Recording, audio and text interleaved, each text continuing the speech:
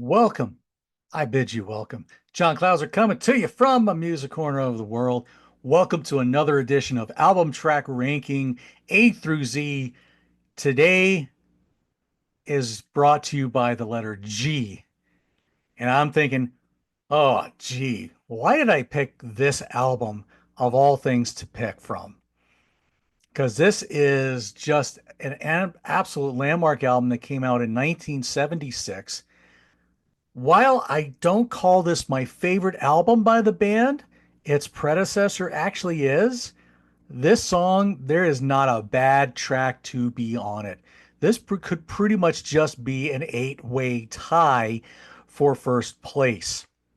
Now, so this band, as I mentioned, their previous album would probably be my favorite.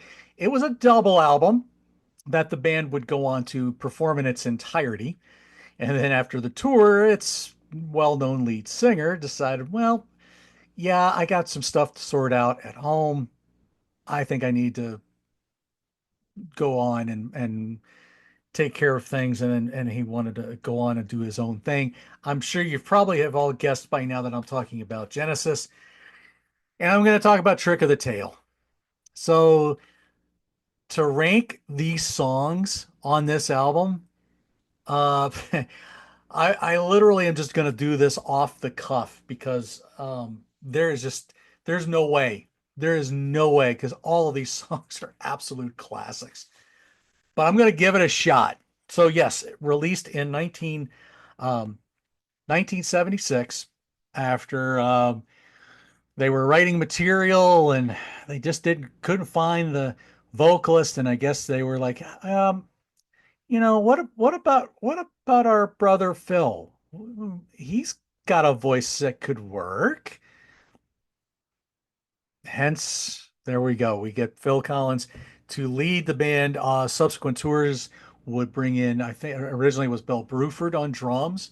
And then Chester Thompson would be the main drummer while Phil would be the front man and would still do some drum parts. So how would I rank the songs on this? Oh gosh. Well, I'm gonna probably get in a lot of trouble for this, but just keep in mind, this is practically an eight-way tie. I'm just gonna say that right out the get-go. I'm gonna probably say if I had to put something at number eight, I would guess it would be the Tony Banks written Mad Mad Moon, which closes out the first side of the album. And this hurts. I mean, because it's just so lush and so atmospheric, and there's just so many twists and turns to this song. But oh, it hurts. It hurts me to do that. But I think I just like a lot of these songs even more. Um, my next one would be, and this one hurts too because I love Steve Hackett as a guitar player. But this, I would say the next one would be the track he wrote with Tony Banks called Entangled. Um, Again, you have beautiful guitar lines, which then ends off with a very haunting synthesizer line and feeling. But here again, gosh, it hurts me to put this song this low. Ah! But again, it tells such a wispy, airy story. And it's just a gorgeous, gorgeous track. Love this one. Oh boy. Oh, this is gonna hurt me. Number six. I'm gonna go with the title track. Again, the Tony Banks story, Trick of a Tale. Um, Again, talking about a beast that just kind of wanders into society and they capture him, and he just doesn't seem to fit in, but then they take him to but then he takes them to his land, and they all look at him, they're people, like they're kind of some kind of nuts. So it's, you can look at it like an alien coming to Earth, or the artwork this shows like a devil looking creature. So take it for what it is. It's still a wonderful track, cute, funny video. They're all kind of sitting around the piano, and early promotional video. Gosh, next. Oh boy. Next I'm gonna go with robbery, assault, and battery. Here again, another whimsical story about somebody who wants to rob a bank and rob a place and thinks he's going to get away with the perfect crime.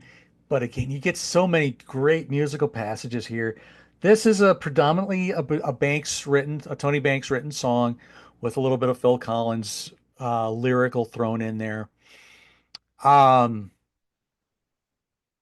but it's such a fun whimsical track. I love it. It's a good one. Let's see.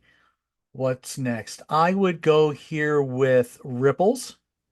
Here again, this would be a Mike Rutherford and Tony Banks written song.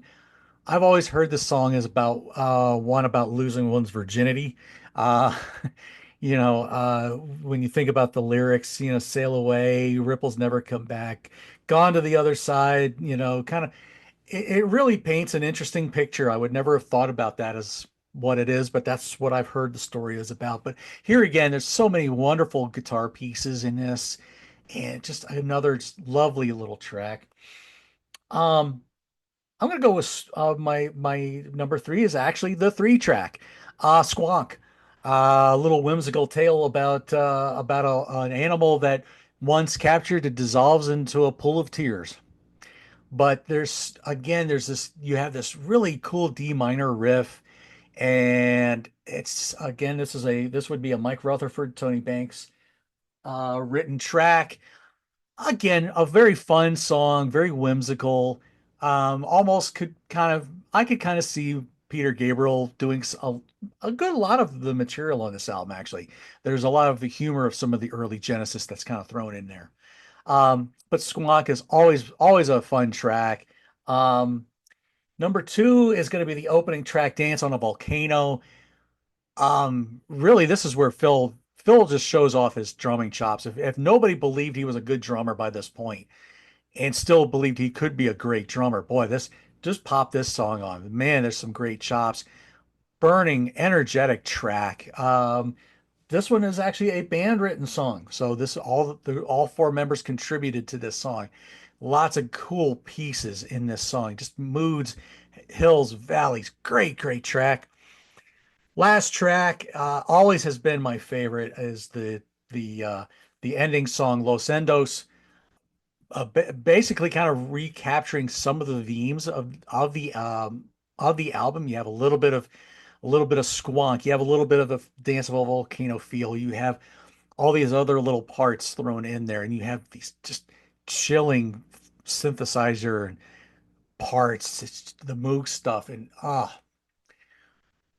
but you get that ending with basically kind of the squonk riff and feel of the song, and then you get Phil. The only lines of the song that's sung is "There's an angel standing near the sun, waiting to get back home," and that's a line from The Supper's Ready, and it was basically the band's way of saying thank you, Peter, and good luck with your next part of your life and so forth. So I did this completely off the cuff because I love this album a whole lot, and it would pain me to have done Lamb Lies Down on Broadway, but um, this is, and I'm sure a lot of Genesis fans are going to be all upset with me, but like I said, keep in mind, I call this an eight-way tie. So that's how I'm going to get around it. Gosh darn it. But anyway, this is a wonderful album. If you are not familiar with this classic album, go pick it up, go check it out.